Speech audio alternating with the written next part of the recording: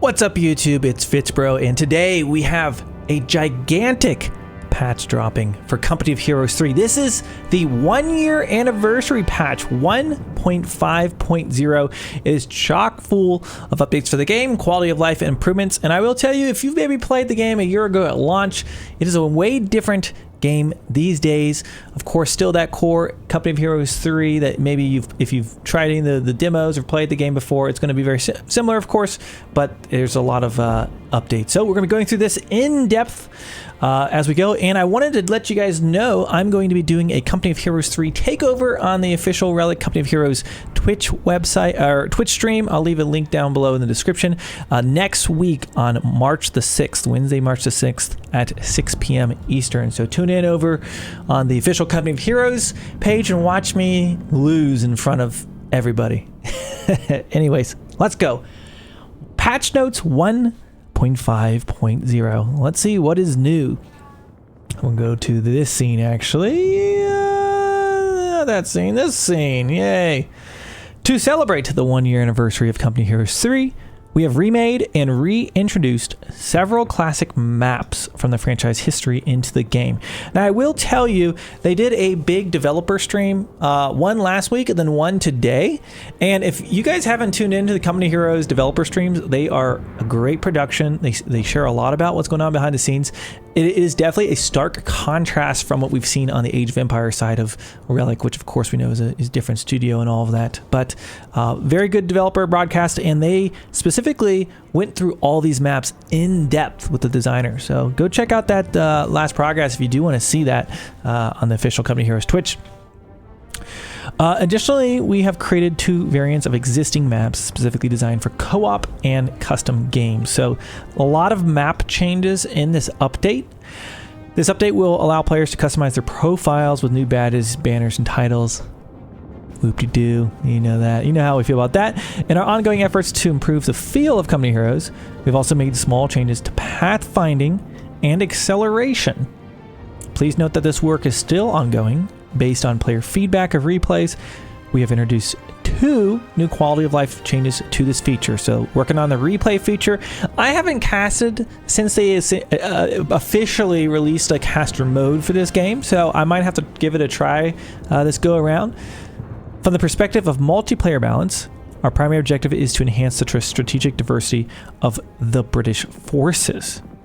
Okay, so British forces changes. Notable adjustments include significant improvements to underused units, like the Humber and Grant, aimed at boosting their effectiveness. Core upgrades such as the Bren gun and team weapon/light vehicle training have also been refined to enhance the performance of essential army units. So British going to be getting a little bit of love here in this patch. And additionally, we're reshaping 2 battle groups to bolster their overall viability. So these aren't new battle groups, but they're going to be reshaping them. The Wehrmacht mechanized and U.S. Forces armor battle groups have a restructure. What is that going to mean? And both are introducing an experimental change for the Panther and Easy 8 call-in. So we're going to get into all the details about those high-level things down below. Now, before we cover these maps, I did want to mention, I do understand that there is a patch for the Xbox version coming up as well. And I have actually never played the Xbox version of Company of Heroes. I didn't have an Xbox when it came out, but Microsoft was so nice to hook me up when the AOE4 Xbox version released. So we're probably going to do at least one Xbox stream and maybe some review of what it's like to play this game on the Xbox in case that's who you are. Okay. New content and features. Maps. Okay, so they've got a lot of map details, and I'll be very honest, I'm not intimately familiar with the intricacies of every single one of these maps, but I'll go through the high levels. So for a 1v1 map, Samoy, I think is how you say it, they add the map to quick match skirmish and custom game modes, and this is a remake of a Company of Heroes 1 map. So I never played Company of Heroes 1, I played Company of Heroes 2. So that's going to be a remake of that map you might be familiar with if you played that one. And then Elst Outskirts 2v2. So another 2v2 map. If you guys aren't familiar, in Company of Heroes, the maps are very specific to the game mode you're playing. Like if you're playing 1v1, there's maps that are specifically designed for 1v1 versus some of these 2v2, 3v3, 4v4. It's not like a 1-to-1 like maybe Age of Empires where you just make the map a little bit bigger. So it's a big deal. They've got to add supports kind of in for the different sizes. They added 2v2 Elst Outskirts map to quick match, co-op, and AI skirmish and custom game modes. And this is converted from Company of Heroes 2. So you got Company of Heroes 1 map, you got Company of Heroes 2 map. Monthermé, it's a 3v3 map they're adding. Return to where it all began in this faithful creation of a Company of Heroes 1's classic. So a lot of mentions of maps from previous editions of Company of Heroes. Sangro River Crossing, Seuss Stronghold. Anyways, a lot of new maps there, so it should be a lot of new stuff to explore. If you're tired of whatever maps you've been playing. Community maps. Now, this is a very interesting part I was paying attention to on the broadcast that I'm excited to share with you guys because I'm coming from Age of Empires world where some of the community mods and maps are very rarely, if at all, ever become an official capacity of something you see on the ladder.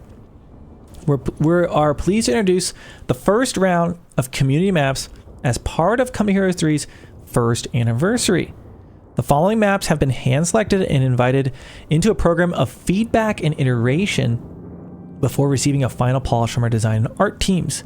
Official community maps are recognized by a green badge, author credit, and hand symbol in custom matches in skirmish lobbies, map selection, and the loading screen. So I think this is really, really cool. They are putting the hands in the community and supporting that mod community. Because we've had issues in the AV4 community where it's like they were introducing new patches and it's just breaking community stuff all the time, and they just give no official statement on supporting anything community-led. They have said, hey, we see you, we're going to pick some maps, and we're even going to designate our design team and art team to give it a final polish. That's a really, really cool, good way to interact with the community. I'm excited about that. So these are the community maps. Faymonville is a 1v1 map, a quick match skirmish, and custom game mode. So you can play this in quick match, 1v1. Return to this Company of Heroes 2 classic. And then Steps, a 4v4 community match. Beautifully reimagined by community map maker, the Sphinx. It's a Company of Heroes 2 map trades the plains of the Eastern Front for the North African desert. So 2 community maps going to be added in the fold. I mean, that's a lot of new maps to consider for one update. So excited to dig into those. Profile customization. I'm going to skip this part. I don't get excited about getting a different badge. It doesn't do anything for me. Maybe that excites you. Cool. But I'm going to go ahead. I'm going to be skipping that profile customization section about making your privateer look different or whatever it is. Okay. So let's come down here. Challenges. 3 new challenges are available for our anniversary week, in addition to the regular daily and weekly challenges. Again, related rewards and XP. Not exactly something I'm super excited about. Gameplay and feature improvements. Now that, we can get jazzed about that. Maps. We already talked about a few of these maps. John Batches, thank you so much for the sub over on Twitch. Okay, they've adjusted the audio in multiple maps, increasing reverb near tall buildings or in wall compounds. Okay, some new reverb. Thanks for that sub, John. There's that sound. Adjusted heavy cover near the western entrance to Monte Cavo's compound. John Batches has subscribed for 3 months. Enabling easier light vehicle access to the region. This will in turn create larger holes for infantry to enter this early in the game. Bridges will no longer appear as icons on the minimap as they're visible on the new style of minimaps. Okay, so clearing up the minimap. Updated cover on concrete trenches found on Winterline and other maps, making them one-sided. Nice. Only benefit units inside of the trench. That's good. Like, you're in the trench, you should have the advantage over someone standing outside of the trench. Updated Pacino Stalemate with audio tracks and combat music. Nice little touch there. Updated Villa Fiore atmosphere to have more contrast. And various updates to Toronto coastline including updated cutoff territory to be considerably less aggressive. Height gameplay around center line of the map has also been reduced significantly, improving gameplay and pathfinding in this area. So just some kind of general quality of life updates to some maps in addition to the new maps we saw up above. Pathfinding. Now that's always something of interest in any RTS. Pathfinding. What's coming up here? We continue to work on pathfinding improvements and we'll be releasing changes as they are ready. For this update, we wanted to address vehicle reversing. I literally was just struggling with vehicle reversing in the first game I just played. Let's see what they say. When issuing forward movements, we want vehicles to follow a path with small direction deviations, smooth curve, so they do not lose speed. You don't want to be reversing and suddenly they got to turn and they got to like stop and then turn, right? I think that's the idea, right? That means our path search algorithm doesn't follow the shortest path. However, for reverse movement, precision and direct movement is often more important to get out of harm's way quicker. Okay? As such, for reverse movements, our path searching algorithm will try to stick to the shortest path when possible. Vehicles now follow tighter path when forced reversing. Add additional improvements in, it looks like, the next PC update 1.6.0. So the TLDR of this is it sounds like this kind of the logic behind reversing or going forward typically would choose the shortest path, and sometimes that meant that you might have a slow turn, right? Where instead going to prioritize some of the speed and direction. So I guess some intricacies on the pathing, I guess we'll just have to try that out and see. Replays. We're happy to see that players have responded positively to the replay feature and have been reviewing your feedback. I haven't tried it yet, but I'll probably cast some games, so be on the lookout for that. We're happy to announce 2 features coming to replays, along with various bug fixes that should make the experience more consistent and enjoyable. So, playback panel can be added to fade out when in collapse and hide player elements mode. And a reveal maps all players option has been introduced. Again, I haven't used this feature yet, so I can't really comment on those new features, but there they are for the replays. And then some bug fixes. During replays, the tactical map can now be opened when the free camera is off, and fix the icons for Italian Combined Arms Battle Group and Italian Infantry Battle Group. So, some replay, quality of life. Vehicle acceleration. Our recent acceleration changes to vehicles were meant to improve the responsiveness of the game.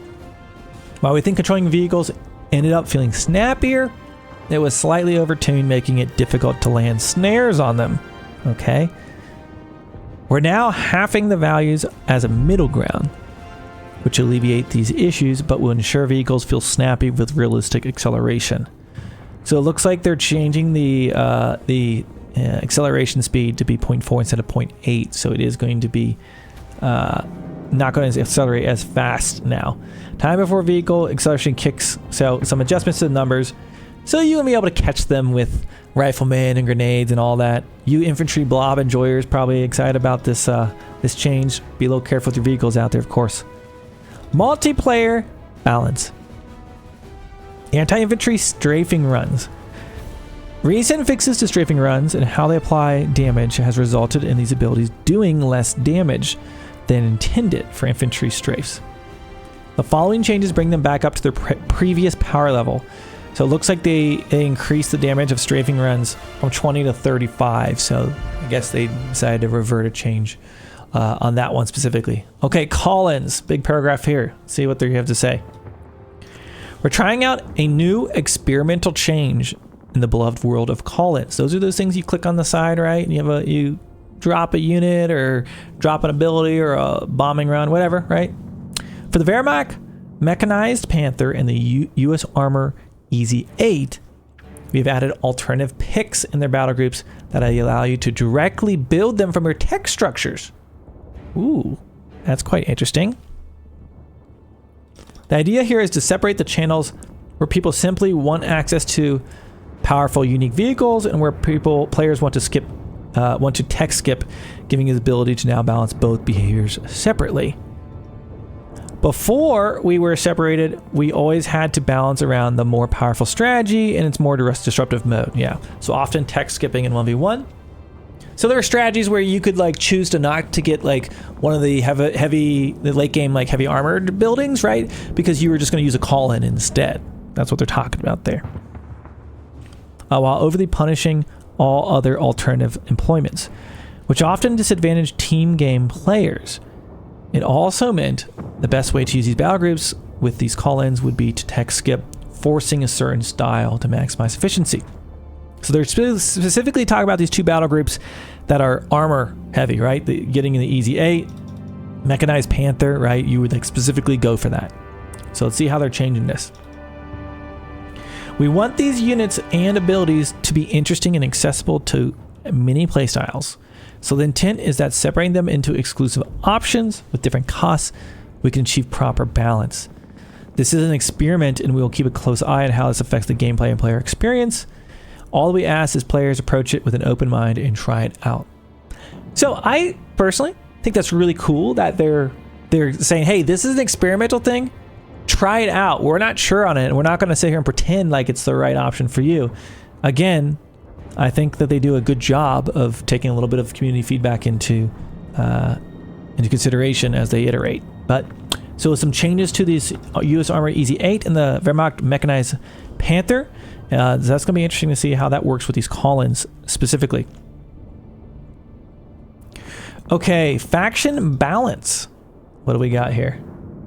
U.S. forces. Now, some of these things, again, I'm not going to be super up on the details of the 10 to 30 or 20, like those details, but we'll hit the highlights for you.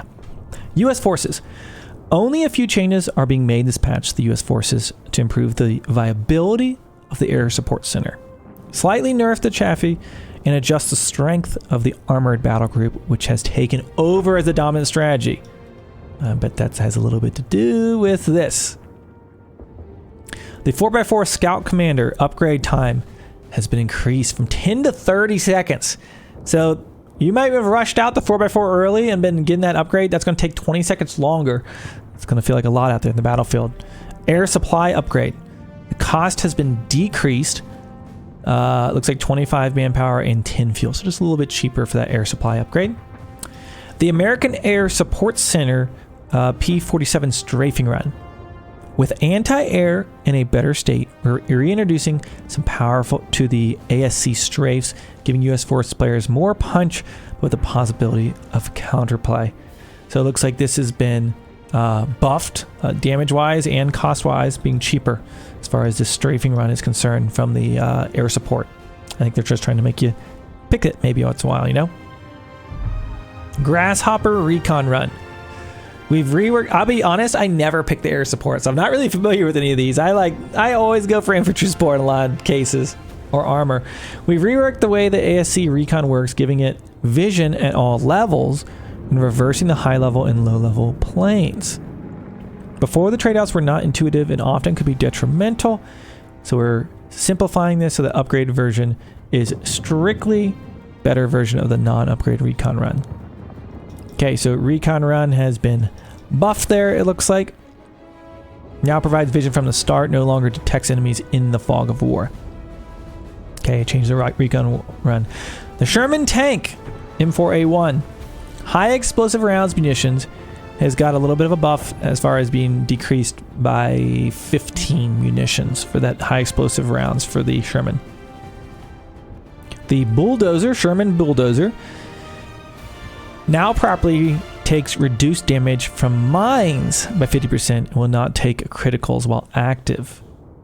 Speed penalty increased to 40% when the dozer blade is active, and it no longer starts when its dozer is deployed. I haven't used the bulldozer to actually take out mines a whole lot, but you know, they're adjusting some of the stats and abilities as far as that's concerned, because you can put that. You know, you can actually put it in bulldozer mode and take out the mines.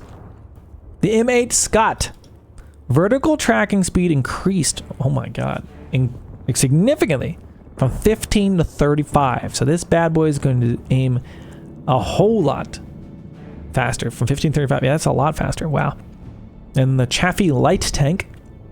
They think the power in certain modes match us, but we're going after some of the enablers, U.S. Armored Battle Group, that make employing these units so strategically powerful. However, we are toning down the Chaffee slightly by making hard anti-tank options more effective against them by increasing their target size.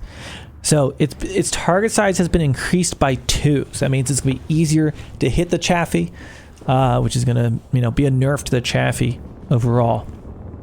Howitzer emplacement. Barrage range has been increased and the windup decreased in basic instant, it looks like. The U.S. Forces battle groups. P-47 Special Operations Strafing Run. The run has been overhauled to be an anti-infantry loiter. Okay.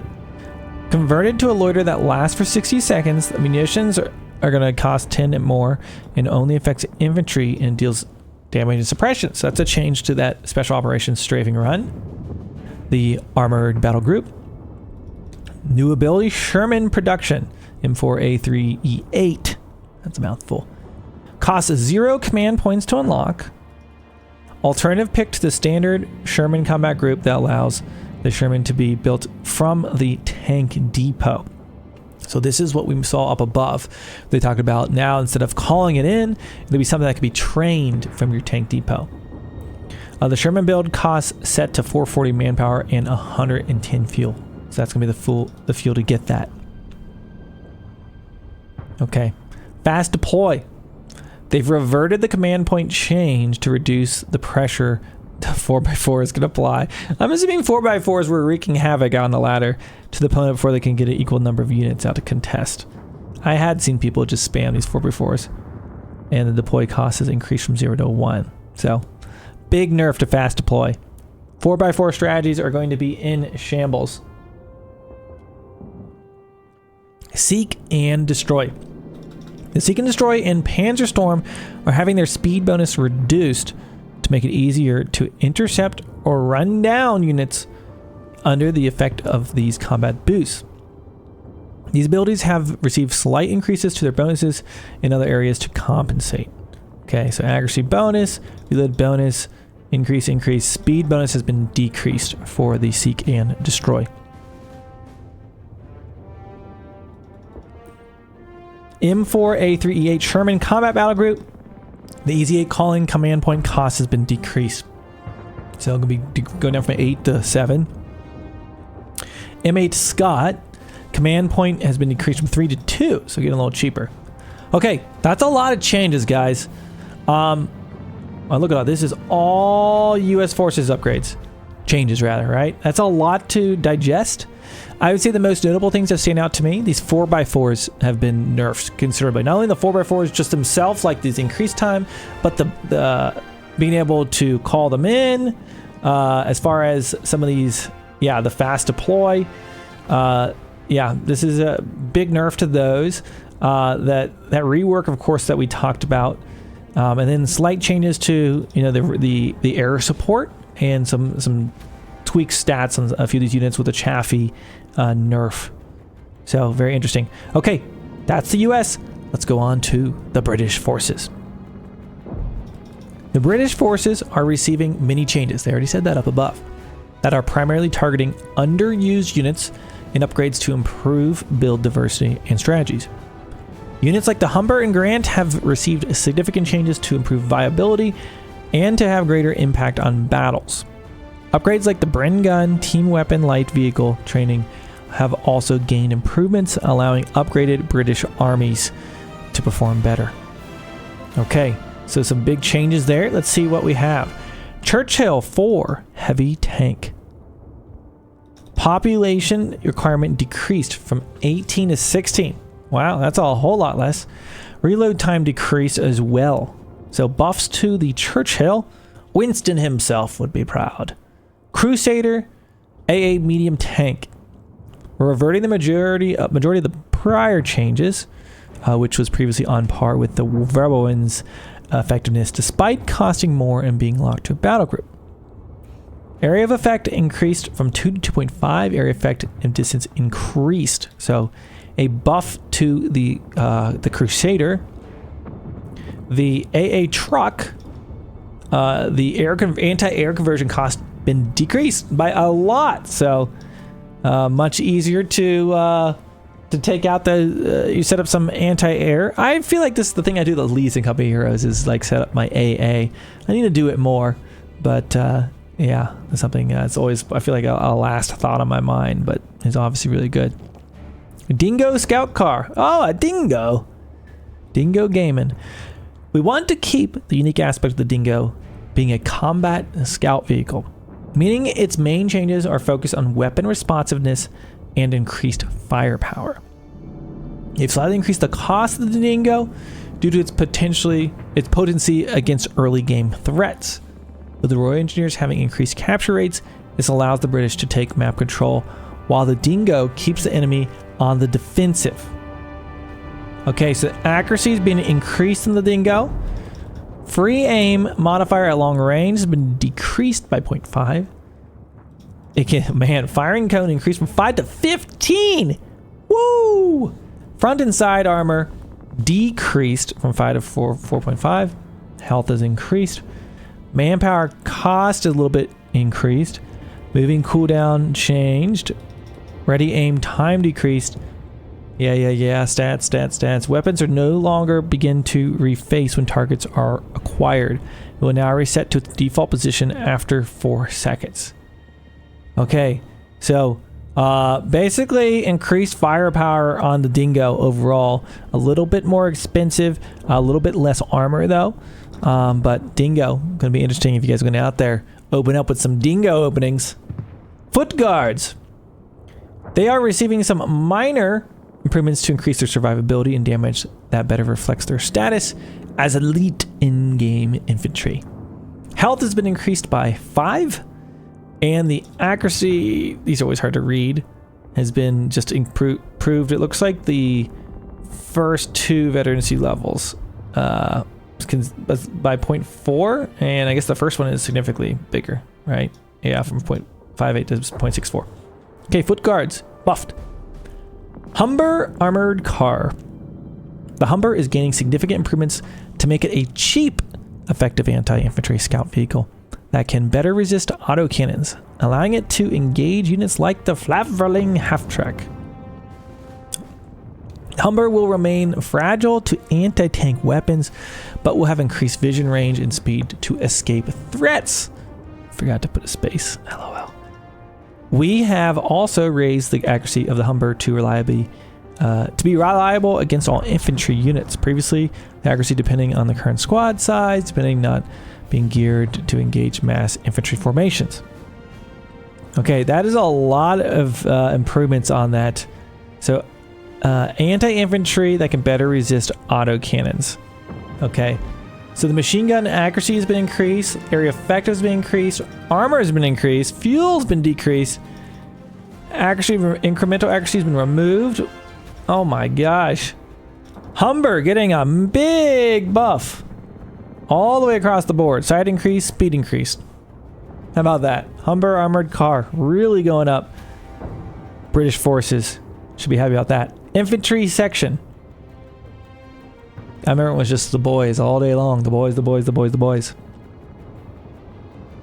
We are increasing the power of infantry sections when they are armed with Bren guns.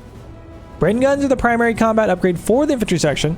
Allows them to scale into the late game, providing a significant damage boost over other upgrades. So building time has been decreased.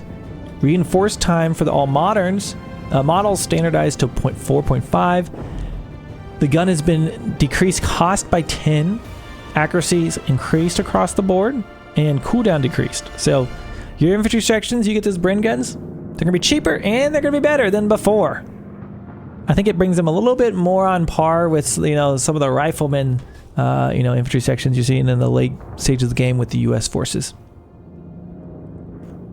Okay, light vehicle training. Light vehicle training has been adjusted to provide significant experience bonuses to light vehicles, allowing them to reach veterancy sooner, while the bonuses improve hit reliability and mobility bonuses. Bonuses change to 15% accuracy plus 25% acceleration and rotation rate. Increased veterancy gain as well.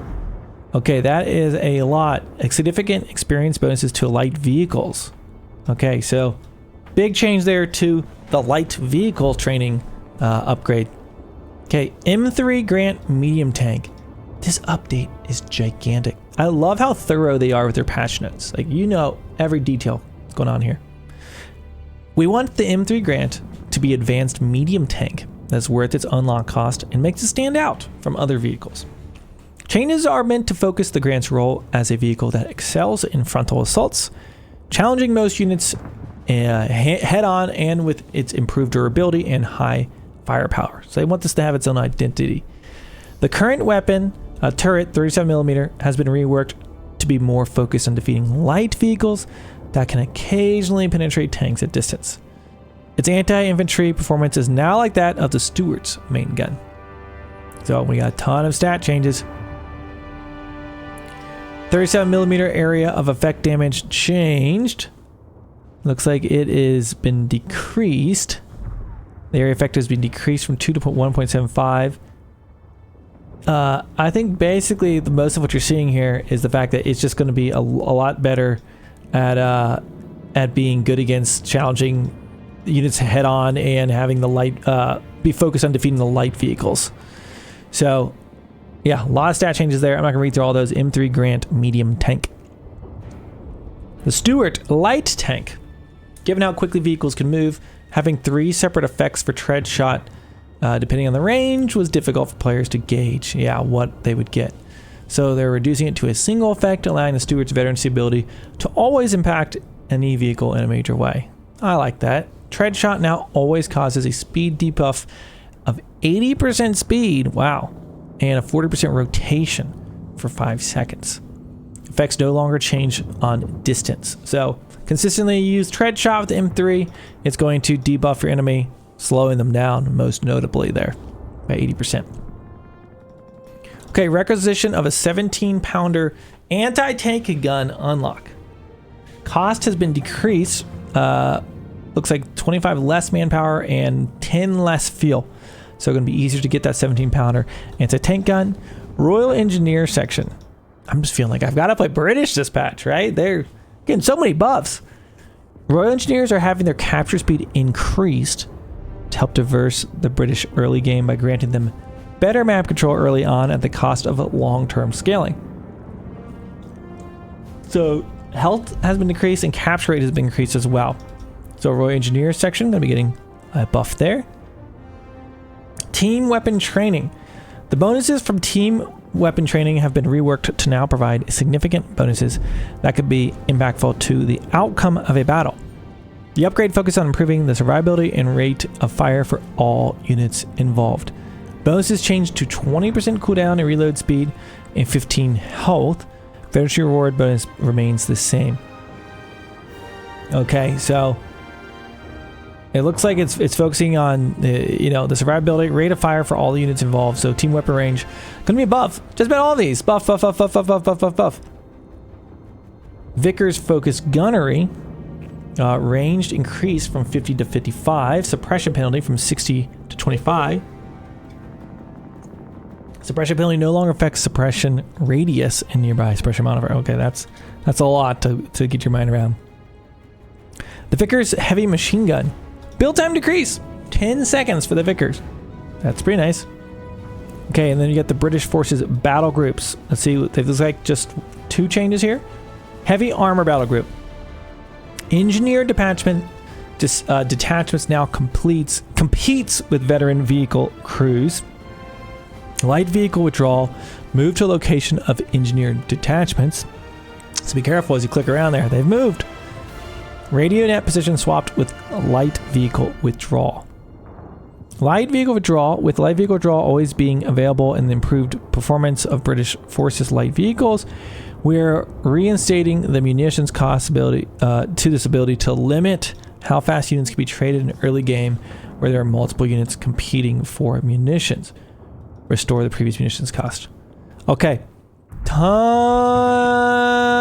of changes to the British. Look at all this. Oh my gosh. Wow. So seems like buffs across the board compared to like the US. It seemed like they got some reworks and some nerfs to a number of things, buff to air for the most part. British seem like they're going to be quite a lot of fun to try out with the number of buffs we're seeing here. Okay. Deutsche Afrika Korps. Afrika Corps. The Deutsches Afrika Corps is receiving some changes to reduce the impact of their shock vehicle timings, specifically anti-infantry power of the L60 and 40, and limiting the mobility of the flak ring. Yeah, that's good. Those things are so annoying. In return, DAK will have a easier access to late game units with primary focus on deployment costs of armored reserves to improve its viability and provide discounted median armor over the course of a longer game. So, looks like some balancing changes going to be coming here. Okay, 254 armored tractor. Lockdown. Mortar barrage shell count decreased from 24 to 14. Okay, that's pretty significant. 250 light carrier. The standard 250 is having its front armor reduced to allow infantry to push back the carrier with concentrated small arms fire. Interesting. So the front armor is going to be decreased. Yeah, that's going to be a nerf to the light carrier. Your infantry are going to be a lot more effective against them now. Armored reserves. The cost of non-Tiger call-ins has been reduced. Afrika Corps players already pay a significant number of resources to unlock units that have earlier timings and other armies or already exist in the Panzer Army Command. I've thought that a lot when I'm like trying to get my call-ins. It's like I've spent so many resources to get to this. It's kind of crazy. So they're reducing the cost of the non-Tiger call-ins, and I like that. Looks like we got a little bit net buffs I'm feeling coming for DAK. Pizza tanks. We got the Caro Armado light tank. We are making some minor changes to reduce its performance against infantry. No! Oh! The 47mm far accuracy corrected to match other generalist tank guns, and the model damage limit decreased from 3 to 2. So pizza tank getting a little bit of a nerf there. Hate to see it. FAMO recovery half track, where veterancy has been... Oh, excuse me. Requirements have been decreased. Flak 36 88mm anti-tank gun. Range has been increased from 70 to 75, so that's a little bit of a buff for the flak anti-tank gun. The half tracks, we're reducing the half track speed and acceleration, making it more difficult for the unit to escape its counter. I kind of mentioned this earlier. Less effective at responding to enemy incursions across the map. So that's going to be a nerf to the half track speed. So be careful with that. You might be more likely to lose it than you might have been before. The Flammpanzer 3 medium tank. Frontal armor has been increased by 20. That's a lot of extra armor. Okay, so that Flammpanzer is going to be a lot more beefy. The Panzer 3 assault group. Panzerjäger replaced with the Panzer Pioneer squad that is upgraded. Wait, what? Panzerjäger. Oh, this is the assault group. Okay. It replaced the Panzer Pioneer squad that's upgraded with the GRB 39 grenade launcher. The cost has been decreased by 100 manpower and 20 fuel. So that's going to be a big change to that assault group. Panzer 3 L medium tank. Light medium tank. We have fixed an issue where the Panzer 3's machine gun upgrade was significantly weaker than all their machine guns. Nice. Puts on par with the Panzer 4's machine gun upgrade. Panzer 4 and Stug G assault groups. Cost decreased. They said they're going to do this. Panzer Command. Cost decrease. Panzerjäger. They're improving the Panzerjäger's role as an anti-vehicle unit by increasing the rate of fire responsiveness when acquiring a target. Their durability, has also been slightly increased to help them against the area of effect weapons they usually counter. So your Panzerjäger is going to be better at countering out those tanks that they're trying to chase down. It's probably a good thing for them, bad thing for the tank. Health increase, aiming changes, etc. Okay, so some buffs to the Panzerjäger squad. Semovente heat shell now slows the vehicle by 80% and rotation by 40% for 5 seconds. And the heat shell will now force the Semovente to keep tracking its target if the unit has exceeded its arc of fire while the ability is active, but no shell shall be fired. Okay. Snug deep. Vertical tracking speed has been increased a lot. They're doing a lot of vertical tracking buffs across the board. We've noticed with a lot of these vehicles. And then their battle groups. Okay. Italian battle groups. Let's see what's going on here. Italian infantry. The L640 double call-in. The L640 are receiving a major adjustment that greatly reduces their anti-infantry performance when used without the flamethrower. This makes the standard rush less likely to immediately end the game and more geared to countering early light vehicles when used in pairs. We have chosen to go this route as Alpha Corps already has many anti-infantry vehicles, that can pressure on the opponent. Wanted to keep synergy with the Gustatori also being available from the same part of the unlock tree, who are strong anti-infantry units. So it sounds like they're trying to make them reduce their anti-infantry a little bit. And I think they're going to be increased against vehicles. Let's see what it says. Reduced. Manpower reduced, speed reduced, model damage limit for 3. Okay, so it just seems like it's a nerf across the board on this. Everything was reduced, right? I think so. Yeah, okay. So that's going to be a nerf for the L640 double call-in for the Italian infantry. Sad. Armored support, battlefield salvage. So this is going to take longer to do your battlefield salvage, and the munitions cost decreased from 150 to 125 munition. Panzer IV command tank. The cost has been increased by 1. Panzer Storm.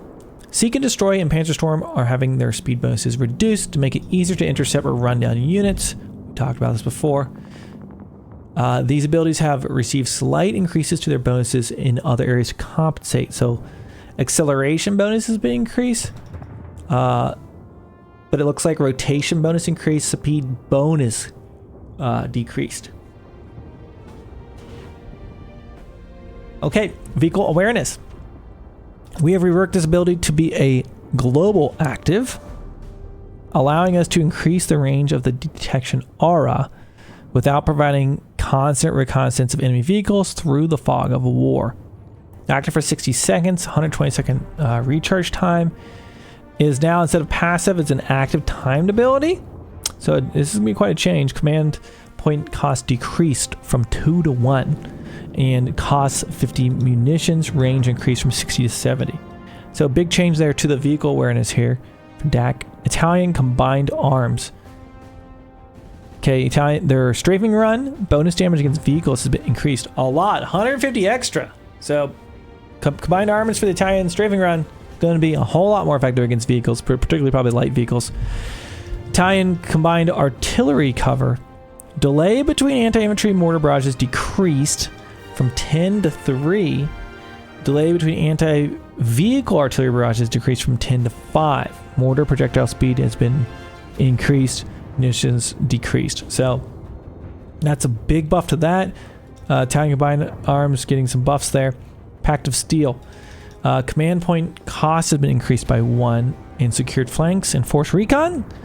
Active aura range increased from 25 to 35 to match combined arms. So interesting, going to be increasing that. So those are going to be all of our changes for Deutsches Afrika Korps. What really stands out there? Essentially, all those call-ins are going to be a lot cheaper. That's probably going to be a big change to the way this faction feels. It looks like a few nerfs to a few of these vehicles as well, as far as these Kuramato are concerned. And it's now going to be easier to catch up to vehicles because they're trying to make that a change. So that's probably going to feel like a net nerf just to DAK across the board, as they're very vehicle centric. And then a few changes to these battle groups. Okay, let's go to our final faction, the Wehrmacht. Wow, this is a massive update. I can't believe this. Wehrmacht is receiving gentle adjustments this patch, mainly to address issues regarding the early game map control. Okay, what we got here? Artillery officer. Artillery Overwatch now has a 1.5 second delay before the first barrage is triggered. Does not affect the subsequent barrages. So a little bit of delay, I guess, there. The Flak Panzer IV Wirbelwind. Fuel cost has been increased, so that's going to be a nerf to the Wirbelwind. Grenadier Squad. Grenadier capture rate is being increased to match the other infantry squads. Can no longer merge into retreating units.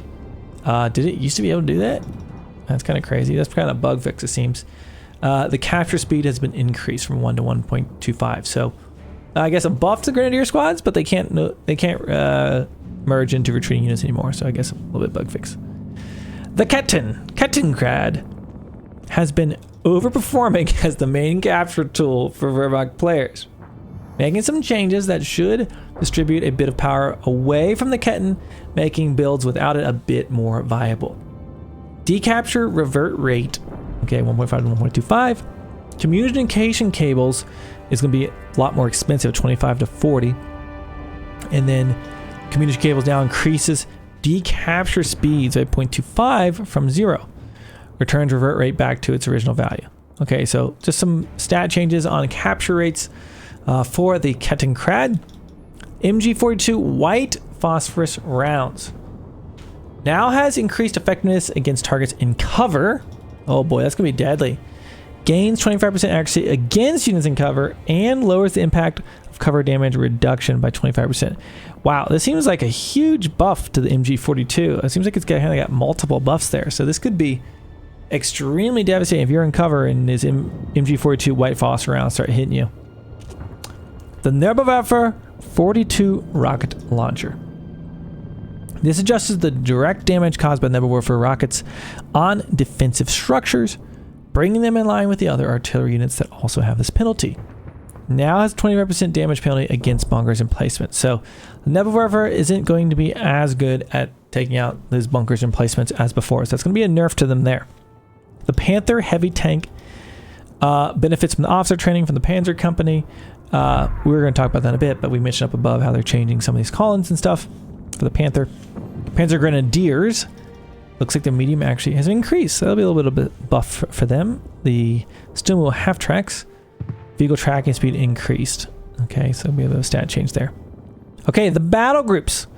Mechanized battle group, probably the most popular. Mobile repair stations replaces fuel seizure.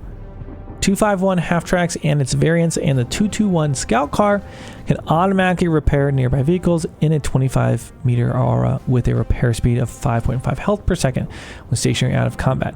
Okay, so we got mobile repair stations. Panther Stug 3 assault group and 8 rad command point cost decrease. That'll be a buff in that regard. Raid package command point increased from 1 to 2. That'll be a nerf for that. Enziering artillery and mechanized assault. Swapped with Stoßtruppen ambush package and Wesp SPG locations to the final row. Okay, so change there to the mechanized battle group. As you keep going, new ability, unlock Panther heavy tank production. So this is what they talked about at the very top of this update. Cost 0 command points to unlock. Alternative pick to the standard Panther heavy tank call-in that allows the Panther to be built from the Panzer Company. Okay, so you can then train it instead of having to just call it in. Call-in and buildable costs are the same at 550 manpower and 100 fuel. And the Coastal Battle Group. Bulwark command point cost increased from 2 to 3. Designate defensive line munitions cost increased. Radius decreased. Okay, so more expensive and less radius for these three things. And the command bunker cost increased from 250 manpower and 15 fuel to 250 manpower and 25 fuel. Ooh, that's a lot more fuel there for command bunkers. That's going to hurt you if you're trying to make a bunch of bunkers and get into tanks, right? You have to kind of choose. So those are the updates to the Wehrmacht. Let's see what else they have left here. Bug fixes, a slew of bug fixes there. Audio as well. I'm not going to go through all of these in detail, much of minor things, but feel free to read through them on your own. Let's see, gameplay. Man, there's a lot of bug fixes. I'm going to give you the speed version. Squads no longer automatically skip a queued capture order if it's contested. Oh my gosh, I've had that happen. Okay, I like this. Queuing by multiple orders will force unit to remain until they capture the point before moving on. Okay, so your unit is less likely to run away from the point you're trying to shift click and capture is how I understand that. Can complete challenges by destroying your own units or your allies. Fixed retreating units being canceled by pin status. That begins on the same tick as the retreat command. Okay. Fixed a description issue with the sound the alarm. Munition exploit has been fixed. Targeting issue with the bazookas. Fixed issue with build time indicators for defenses by coastal reserves. Okay, so there's just a ton of little bug fixes. I mean, I say a ton. I'm not going to read through all these right now. Just know they might have fixed one of the bugs that might have been driving you crazy. And if you do want to know exactly if you got it, come check out this patch. I'll leave the link below in the description. Performance and stability. Let's see what we got here. Fix a crash that can occur when upgrading bunkers. Fix an issue causing frame drops with selecting a large number of vehicles. Fix a crash that occurs when using abilities in single player. When an outdated or unloadable mod is selected in a lobby, the start match button is disabled. And a tooltop will let you know the mod. That's a nice change. For performance reasons, we now only validate and populate the most recent 50 manually saved games. Okay, so there you have for saved games. Updated the minimum AMD driver version. Fix memory leaks. Fix a crash. I was wondering if they'd fix the dark mode. I've seen a few times on Company of Heroes. If you guys have seen that happen on my stream, where everything turns black. Single player. I don't play single player, so I'm not going to go through all the updates to the campaign. UI UX. I think this would be for everything. Update band messages. Team weapons will be counted in the total unit stats. Japanese, Chinese versions. Add tooltip. Loading screen pinwheel. Just timestamp format. Nothing. The tiny things. Fix detonate icon on the tactical map. General tooltips. Party members will receive a notification message when party host migration occurs. Remove no key objects.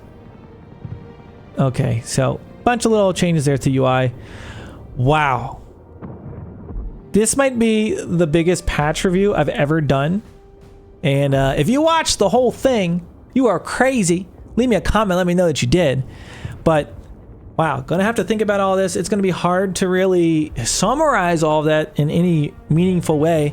All I can say is, you know, before you dig into playing the civilization that, you know, maybe you want to play out there on the ladder, I will have timestamps below to each of these sections. So if you want to go back, maybe you're driving your car or working or whatever, and listen through what were the changes for that faction, you can go ahead and do so. But with that, that is going to be the major 1-year anniversary patch for Company of Heroes 3. And I'm going to be giving this a little bit of playtime out on my Twitch stream, so tune in and check that out, and maybe uploading a few more videos around this. But other than that, you can tune in on the official Company of Heroes stream next week, Wednesday, March 6th at 6 p.m. I'm going to be doing a takeover there for a few hours, playing some Company of Heroes. So stop by, say hello, and let me know. What did they get right? What did they get wrong? Are you excited? Is this everything that you expected out of a year anniversary? Is it missing what you expected? I want to hear all about it and more.